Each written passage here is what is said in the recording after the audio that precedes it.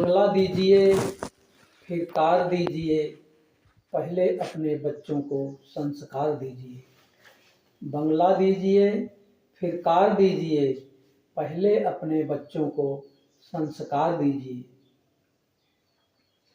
भक्तों, इस संसार में कौन से ऐसे माता पिता हैं, कौन से ऐसे भाई बहन हैं जो कि ये नहीं चाहते कि हमारा बच्चा, हमारा भाई, हमारा बेटा ये सब अच्छे निकलें, संस्कारवान हो, संस्कारवान बने। लेकिन मात्र चाहने से ही ऐसा नहीं होगा, उनके साथ हमें कुछ करना होगा, उन्हें संस्कार सिखाना होगा, संस्कार देना होगा। आज इस पाश्चात्य सभ्यता का जो तूफान बह रहा है, तूफान चल पड़ा है, इससे हमें अपने बच्चों को बचाना होगा।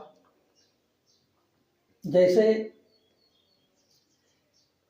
किसी भी बीज को हम इतना सुरक्षित रखते हैं, जैसे गेहूं का ही बीज है, तो उसमें हम सोचते हैं कि ये नम ना होने पावे, और उसे इतना सुरक्षित बखारी में रखते हैं, कीटनाशक दवा डालते हैं और फिर उसके डाल करके बंद कर देते हैं कि उसमें बाहरी हवा न जाने पावे, तो वो बीज बहुत सुरक्षित रहता है। उसी तरह से आज हमें अपने बच्चों को उस बीज की तरह बचाने की आवश्यकता है। जिस तरह हम बीज को बहुत सुरक्षित रखते हैं, उसी तरह हम बच्चों को भी प्रयास करें कि उनको भी हम कुसंस्कार से बचाएं।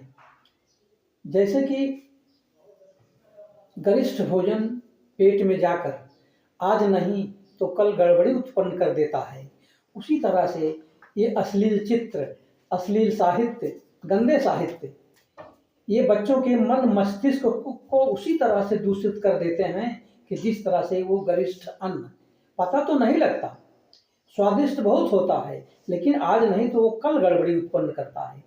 उसी तरह से हमें बच्चों को बचाने की आवश्यकता है।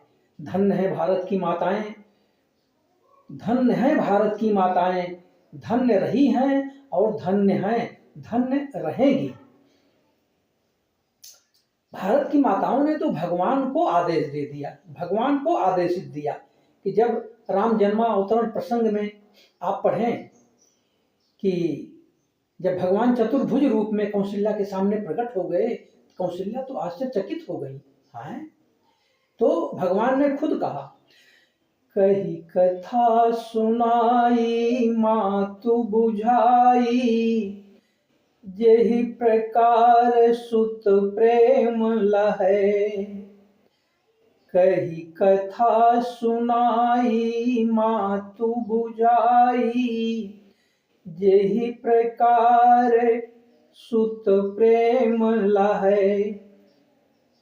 भगवान ने उस पूर्व जन्म की कथा को माँ कौशल्या से सुनाया कि पहले आप लोगों ने तपस्या किया था और मुझे पाने के लिए पुत्र रूप में आपके ने वरदान मांगा था, तो आज मैं वही पुत्र बन के आया हूँ। अरे, कहीं कथा सुनाई मात बुझाई, जिस प्रकार से सुत प्रेम लाए, एक बेटे के प्रति जो प्रेम उत्पन्न हो, वात्सल्य उत्पन्न हो, वो भगवान ने ऐसा कहा। तो माँ कौशल्या ने कहा, हाँ तो महाराज अगर हमने वरदान मांगा था कि आप पुत्र रूप में आए, तो आप पुत्र बन के आए हैं कि बाप? अरे महाराज, तो आप पुत्र। तो माता ने कहा, माता पुनि बोली सोमति डोली, तजहु तात यह रूपा। फिर माँ कौशल्या ने कहा, माता पुनि बोली सोमति डोली, तजहु तात, तो आप अपना यह रूप बदलिए महाराज, जो आप चतुर्भुज में आए हैं, आप एक शिशु जैसे शिशु होता है, उस शिशु के रूप में आप आइए। तो भारत की माताओं ने भगवान को आदेश दिया, शिशु बना दिया, बेटा बना दिया। और आज हम थोड़ा सा हट चुके हैं। अब चाहते तो हैं कि हमारा बेटा अच्छा बने, लेकिन उनको हम संस्कार नहीं दे पाते। भक्तों, आप लोग सब जानते हैं कि अभिमन्यु ने चक्रव्यूह भेदन कहाँ से सीखा था।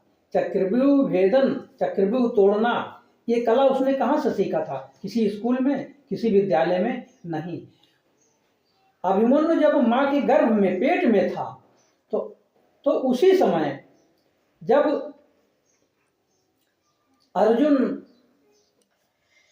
चक्रव्यूह भेदन की कला ये सुना रहे थे, उस समय अभिमन्यु पेट में था और उसी समय अभिमन्यु ने ये सुन लिया था। तो भक्तों, ये संस्कार जो है, अब आप देखें कि संस्कार कहाँ से शुरू होता है। माँ के पेट से ही संस्कार मिलना शुरू हो जाता है। और हम सोचते हैं कि ये भी बेटा है, छोटा है, नादान है, अबोध है, कुछ नहीं समझता वो बहुत कुछ है। तो हम तो ये चाहेंगे कि बंगला दीजिए फिर कार दीजिए, पहले अपने बच्चों को संस्कार दीजिए। संस्कार एक बहुत मूल्यवान है। संस्कार कहीं बिकता नहीं, ये खरीदा नहीं जा सकता। संस्कार देना पड़ता है, संस्कार बनाना पड़ता है।